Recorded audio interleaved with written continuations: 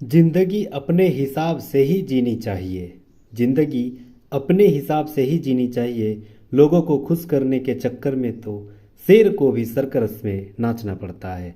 लोगों को खुश करने के चक्कर में शेर को भी सर्कस में नाचना पड़ता है। हेलो, नमस्कार, आदाब, जोहार, सत श्री अकाल, नमस्ते। आप सभी को बहुत बहुत हार्दिक स्वागत, जोहार, नमस्कार करता हूं अपने YouTube channel class monitor family में। आप याद रखना है, अगस्त माह 2024 में जेएसएससी सीजीएल का एग्ज़ाम होने वाला है। इसी के चलते मैंने एक सीरीज उठाया जो कि झारखंड जीके से जितने भी प्रीवियस ईयर सवाल जेएसएससी अपने आप में कंडक्ट करवाती है वो सारे सवाल मैं लेके आया हूँ। और उसी सीरीज को आगे बढ़ाते हुए आज मैं फिर लगभग 100 सवाल लेके आया हूँ। 100 सवाल जो है आपको अंत तक जरूर बने रहिएगा, क्योंकि बहुत सारे कंटेंट आपको यहाँ से, बहुत सारे मटेरियल आपको यहाँ से मिलने वाला है। तो उम्मीद करता हूँ बहुत सारे कंटेंट लेने के लिए जुड़े रहिएगा, और जुड़ने के लिए सबसे पहले आपको सब्सक्राइब कर लीजिएगा ताकि ऐसे ऐसे नए नए कंटेंट मटेरियल के लिए आप हमारे फैमिली में हमेशा जुड़े रहिएगा। बिना देरी किए शुरुआत करते हैं। सबसे पहला सवाल है कि अलग राज्य के रूप में झारखंड का गठन कब हुआ था? तो याद रखना है, अलग अलग राज्य के रूप में झारखंड का गठन कब हुआ था? तो 15 नवंबर 2000 ईस्वी को हुआ था। Option number C right answer है। 15 नवंबर 2000 ईस्वी को अलग राज्य के रूप में, 28वां राज्य के रूप में झारखंड अलग बना था। दूसरा नंबर सवाल है, झारखंड क्षेत्र का प्रथम साहित्यिक उल्लेख ऐत्रेय ब्राह्मण में किस नाम से जाना जाता है? तो याद रखना है, ऐत्रेय ब्राह्मण में जो है यह किस नाम से जाना जाता है? तो Pund. Option number D right answer हो जाएगा। पुंड के नाम से जाना जाता है झारखंड को, ऐत्रेय ब्राह्मण के तहत। तीसरा नंबर सवाल है, महाभारत में झारखंड क्षेत्र का उल्लेख किस नाम से मिलता है? तो याद रखना है, महाभारत में झारखंड को पुंडरीक देश कहा है। Option number option number A right answer हो जाएगा, पुंडरीक देश। याद रखना है, हमें जितना भी एमसीक्यू लेके आए ये सारे सवाल प्रीवियस ईयर सवाल है, चाहे हिस्ट्री हो, ज्योग्राफी हो, फिजिक्स हो, हिस्ट्री, ज्योग्राफी, इकोनॉमिक्स, जितने भी सवाल हैं वो सारे सवाल प्रीवियस ईयर सवाल के रूप में मैंने लेके आया हूँ। 100 सवाल लेके आए हूँ। अंत तक जरूर बने रहिएगा, क्योंकि बहुत सारे कंटेंट मटेरियल्स आपको यहाँ से मिलने वाली है, बहुत सारे प्रॉफिट मिलने वाली है। चौथा नंबर सवाल है कि झारखंड शब्द का प्रथम पुरातात्विक उल्लेख कहाँ मिलता है? तो याद रखना है, अभी हम लोग पढ़े थे कहाँ से मिला है। सबसे पहला है मिलता है 13वां शिलालेख के ताम्रपत्र से। Option number A right answer हो जाएगा।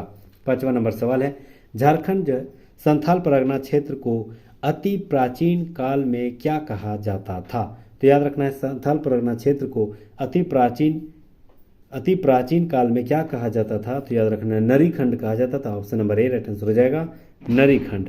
छठा नंबर सवाल है, 1956 ईस्वी में झारखंड के किस क्षेत्र को बंगाल में शामिल कर दिया गया था? तो याद रखना है, झारखंड के मानभूम क्षेत्र को, झारखंड को बंगाल क्षेत्र में शामिल कर दिया गया था। Option number D right answer हो जाएगा। सातवां नंबर सवाल है, झारखंड का भौगोलिक विस्तार पूर्व से पश्चिम तक कितना है? तो याद रखना है, पूर्व से पश्चिम तक लगभग 463 किलोमीटर है। Option number D right answer हो जाएगा, 463 किलोमीटर पूर्व से पश्चिम की ओर। आठवां नंबर सवाल है, झारखंड का भौगोलिक विस्तार कितना है, मतलब कितना हमारे पास जमीन है? तो याद रखना है, झारखंड का 79,714 वर्ग किलोमीटर भू विस्तार है। Option number A right answer हो जाएगा, 79,714 वर्ग किलोमीटर। नौवां नंबर सवाल है कि दामोदर घाटी का क्षेत्र किस खनिज के लिए प्रसिद्ध है? तो याद रखना है, दामोदर नदी घाटी क्षेत्र कोयला से संबंधित है। Option number C right answer हो जाएगा। कोयला जो है इस क्षेत्र में प्रचुर मात्रा में पाया जाता है। बलुई मिट्टी दामोदर नदी घाटी क्षेत्र में पाया जाता है। 10वां नंबर सवाल है कि गढ़वा जिला उत्तर प्रदेश के किस जिले के साथ सीमा साझा करता है? तो याद रखना है, option number B right answer हो जाएगा, Sonbhadra. Option number B right answer हो जाएगा, उत्तर प्रदेश का सोनभद्र और झारखंड का गढ़वा जिला जो है एकमात्र जिला जो है इसी से हमको, मतलब यूपी के साथ सीमा साझा होती है। Option number B right answer हो जाएगा। 11वां नंबर सवाल है कि निम्नलिखित में से किसकी रचनाओं में झारखंड शब्द का उल्लेख एक पद में आया है? तो याद रखना है, किसकी रचनाओं में? तो Kabirdas. Option number A right answer हो जाएगा, कबीरदास की रचनाओं में झारखंड शब्द एक पद के रूप में आया है। 12वां नंबर सवाल है कि झारखंड में ताम्र पाषाण युगीन संस्कृति का केंद्र बिंदु था, कहाँ था? तो याद रखना है कि ताम्र पाषाण युगीन संस्कृति का केंद्र बिंदु कहाँ था? तो याद रखना है, Singhbhum. Option number A right answer हो जाएगा, सिंहभूम क्षेत्र था। 13वां नंबर सवाल है, झारखंड की सबसे प्राचीन जनजाति है कौन? तो याद रखना, झारखंड की सबसे प्राचीन जनजाति असुर जनजाति है। Option number A right answer हो जाएगा। 14 नंबर सवाल, जैन धर्म में 23वें तीर्थकर का नाम क्या था? तो याद रखना है जैन धर्म में 23वें तीर्थकर का नाम पार्श्वनाथ था। Option number B right answer हो जाएगा। 15 नंबर सवाल है, निम्नलिखित में से कौन सा स्थल जैनियों व झारखंड राज्य में स्थित एक प्रमुख तीर्थ स्थल है? तो याद रखना है प्रमुख तीर्थ स्थल पारसनाथ पहाड़ है, जो कि गिरिडीह में अवस्थित है। Option number C right answer हो जाएगा। 1365 मीटर की हाइट पर।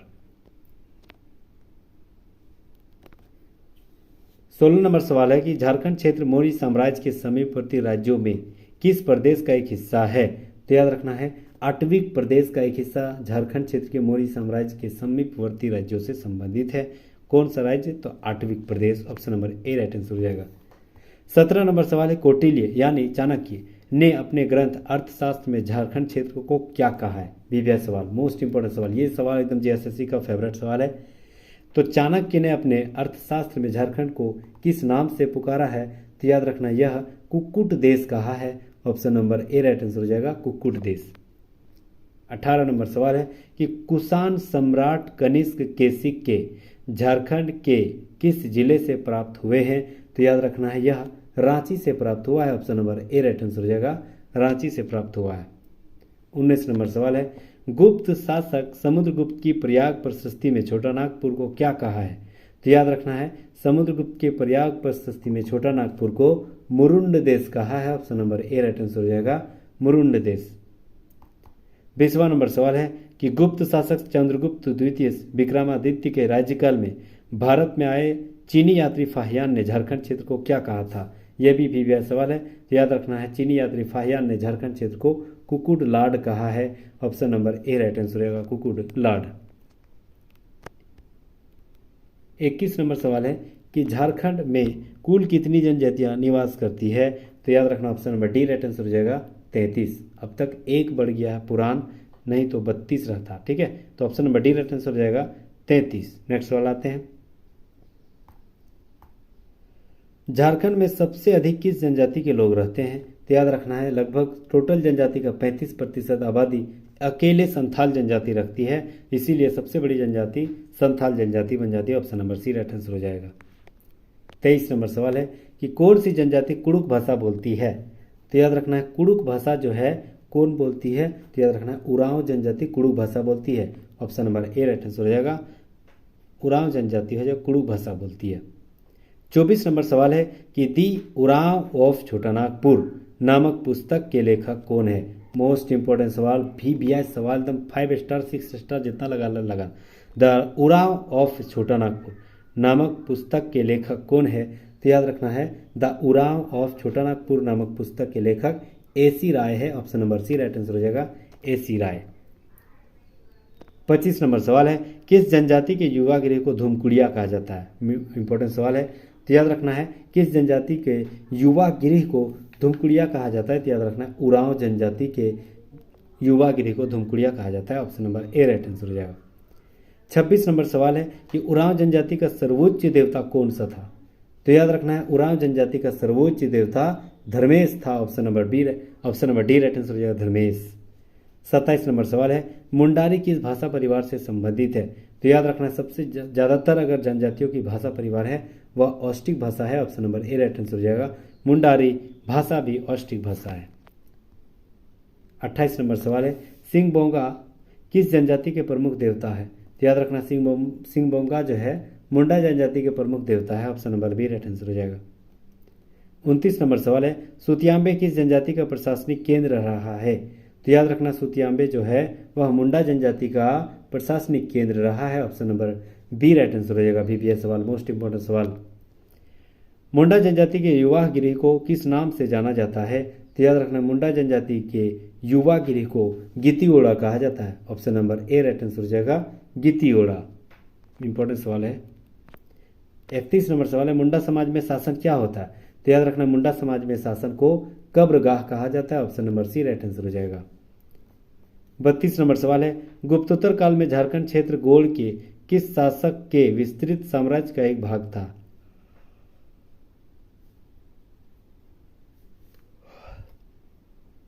तो याद रखना है गुप्तोत्तर काल में झारखंड क्षेत्र गोल के किस शासक के विस्तृत साम्राज्य का एक भाग था? तो किसका भाग था? तो शशांक का। Option number A right answer हो जाएगा, शशांक का भाग था गुप्तोत्तर काल में झारखंड क्षेत्र का गोड़। 33 नंबर सवाल है कि गोड़ का शासक शशांक था, क्या था? तो याद रखना है, गोड़ का शासक जो है शशांक था, तो एक कट्टर से वो उपासक था और एक बौद्ध उत्पीड़क था। Option number B right answer हो जाएगा, option number C right answer हो जाएगा, ए और बी दोनों। 34 नंबर सवाल है, कांजांगल यानी राजमहल में हर्षवर्धन एक चीनी यात्री से मिला और बहुत प्रभावित हुआ। बाद में उन दोनों का वर्षों के साथ रहा। उस चीनी यात्री का नाम क्या था? तो कांजांगल में हर्षवर्धन के साथ कौन सा चीनी यात्री आया था? तो याद रखना, यह जो है इसका नाम था हेनसांग। हौ से हर्षवर्धन, हौ से Hiuen Tsang. Option number C right answer हो जाएगा। 35 नंबर सवाल है, महामाया मंदिर यानी हापामुनि मंदिर, हापामुनि गांव घाघरा गुमला जिला में स्थित है। तो महामाया मंदिर का निर्माण किसने किया था? तो याद रखना है, महामाया मंदिर का निर्माण गजघंड राय ने किया था। Option number A right answer हो जाएगा, गजघंड राय। 36 नंबर सवाल, पूर्व मध्यकाल में निर्मित टांगीनाथ मंदिर यानी शिव मंदिर झारखंड के किस जिले में स्थित है? तो याद रखना, शिव मंदिर जो है झारखंड के गुमला जिले में स्थित है। Option number A right answer हो जाएगा, गुमला जिला। 37 नंबर सवाल है, छिन्न मस्तिका मंदिर यानी रजरप्पा रामगढ़ में स्थित है। तो छिन्न मस्तिका मंदिर में किस देवी की मूर्ति को प्रतिष्ठापित किया गया है? तो याद रखना है, काली मंदिर जो है छिन्न मस्तिका मंदिर में काली देवी का मूर्ति का प्रतिष्ठा किया गया है। 38 नंबर सवाल है, झारखंड में सबसे पहले किसने राज्य निर्माण का कार्य की आरंभ किया था? तो याद रखना, सबसे पहले किसने किया था? तो मुंडाओं ने। Option number B right answer रहेगा, मुंडाओं ने। 39 नंबर सवाल है, सुतिया पाहन द्वारा स्थापित राज्य का नाम क्या था? तो याद रखना, सुतिया पाहन राज्य के स्थापित राज्य का नाम सुतिया नागखंड था। Option number A right answer हो जाएगा। 40 नंबर सवाल है, छोटा नागपुर खास के नाग वंश के संस्थापक कौन थे? तो याद रखना, छोटा नागपुर खास के नाग वंश के जो संस्थापक थे फनी मुकुट राय थे। Option number A right answer हो जाएगा, फनी मुकुट राय। 41 नंबर सवाल है, किसने सुतियांबे के स्थान पर चुटिया के छोटा नागपुर खास के नागवंशी राज्य की राजधानी बनाया? तो याद रखना है, किसके द्वारा यह बनाया गया था? तो याद रखना, प्रताप राय के द्वारा नागवंशी राज्य की राजधानी बनाया गया था। कहाँ? तो Chutia. Option number A right answer हो जाएगा। 42 नंबर सवाल है, किसने खुखरा के स्थान पर दोयसा को छोटा नागपुर खास के नागवंशी राज्य की राजधानी बनाया था? तो याद रखना है, जो खुखरा के स्थान पर दोयसा राजधानी तब्दील किया था वह कौन था? तो दुर्जन Shah. Option number A right answer हो जाएगा, दुर्जन शाह। 43 नंबर सवाल है, रक्सेल वंश का द्वारा शासित क्षेत्र था तो कौन सा था? तो याद रखना, रक्सेल वंश जो है पलामू क्षेत्र में था। Option number A right answer हो जाएगा, पलामू क्षेत्र में ज़्यादा विस्तार थी रक्सेल वंश। 44 नंबर सवाल है कि रामगढ़ राज्य 1968 ईस्वी में स्थापित, इसके संस्थापक कौन थे? तो याद रखना, रामगढ़ राज्य के संस्थापक बघदेव सिंह थे। Option number A right answer हो जाएगा, Baghdev Singh. Option number A. 45 नंबर सवाल है, रामगढ़ राज्य के किस शासक ने पद्मा को अपनी राजधानी बनाया है? तो याद रखना है, रामगढ़ राज्य में किस शासक ने पद्मा को अपनी राजधानी बनाया है? तो याद रखना है, यह Brahmadev Narayan Singh. Option number C right answer हो जाएगा, ब्रह्मदेव नारायण सिंह। 46 नंबर सवाल है, किस राज्य का संस्थापक गोमुखी राजा के नाम से जाना जाता है? तो याद रखना है, पंचेत राज्य को गोमुखी राज्य के नाम से जाना जाता है। Option number A right answer हो जाएगा। पलामू के चेरो वंश की स्थापना हुई, तो याद रखना, पलामू के चेरो वंश की स्थापना 16वीं सदी ईस्वी में हुआ था। Option number A right answer हो जाएगा, 16वीं सदी। 48 नंबर सवाल है, कुतुबुद्दीन ऐबक का एक सेनापति जो बिहार अभियान के बाद बंगाल अभियान पर जाने के क्रम में झारखंड से होकर गुजरा था, तो वह उसका नाम क्या था? तो याद रखना है, उसका नाम बख्तियार खिलजी। ऑप्शन नंबर ए हो जाएगा, बख्तियार खिलजी था। 49 नंबर सवाल है कि उड़ीसा एक शासक जिसने झारखंड के कुछ भाग पर कब्जा कर कुछ वर्षों के लिए अपना शासन स्थापित किया, तो याद रखना है, कितने वर्षों किसके द्वारा? तो उड़ीसा के कौन सा शासक था? तो याद रखना है, इसका नाम था Purushottam Gajapati. Option number B right answer हो जाएगा, पुरुषोत्तम गजपति। 50 नंबर सवाल है और हमें लगता है कि हमें 50 नंबर सवाल इतने ही करने चाहिए, क्योंकि फिर हम लोग दूसरा वीडियो में 51 से 100 वाले सवाल हम लोग पूरा करेंगे। तो 50 नंबर सवाल है कि किस मुगल सूबेदार के हाथों 1615 ईस्वी में छोटा नागपुर खास का नागवंशी शासक दुर्जन साल गिरफ्तार हुआ और राजधानी दिल्ली भेज दिया गया था। तो याद रखना है यह जो है कौन सा था, तो याद रखना है इब्राहिम खान। ठीक है, इब्राहिम खान के द्वारा 1615 में छोटानागपुर खास की नागवासी शासक दुर्जन साल को गिरफ्तार कर दिया और दिल्ली भेज दिया गया था। Option number A right answer हो जाएगा इब्राहिम खान। तो उम्मीद करता हूं मैंने शुरुआत में 100 बोले थे, लेकिन वीडियो लंबा हो जाने के कारण 85 सवाल में कर पाया हूं। फिर नेक्स्ट जो वीडियो अपलोड करेंगे वो दूसरा 51 से 50 तक हम लोग कर देंगे। तो यहाँ तक के बने रहने के लिए बहुत बहुत शुक्रिया, बहुत बहुत खैर का मकदम, बहुत बहुत धन्यवाद। ठीक है, ऐसे ही नए नए कंटेंट और नए नए मटेरियल के साथ जुड़े रहने के लिए सबसे पहले सब्सक्राइब कर लीजिएगा और लाइक भी कर दीजिएगा यार। बहुत मतलब आपके लिए बहुत मेहनत कर रहे हैं, ताकि हमारे लाल लाली, हमारे दोस्त, हमारे बहन भाई सब कहीं ना कहीं अपने आप में जो मेहनत कर रहे हैं दिन रात, जो अपने आप में किसी भी हाल में मतलब फोकस कर रहे हैं, वो उसका एक ही मकसद है कि सचिवालय में कदम रखना है। तो मैं भी अपने आप में दुआ और आशीर्वाद और जो भी बोलो बहुत कुछ का मैं बहुत कुछ देता हूँ, ताकि हमारे इस फैमिली में जो भी जुड़े हुए हैं वो अपने आप में ज़रूर जो सोचे हैं, जो मतलब उसका थिंकिंग है, वो ज़रूर ऊपर वाला आपको पूरा करेगा। तो उम्मीद करता हूँ अभी तक सब्सक्राइब कर लिए होंगे। बहुत बहुत शुक्रिया जुड़े रहने के लिए, बहुत बहुत धन्यवाद।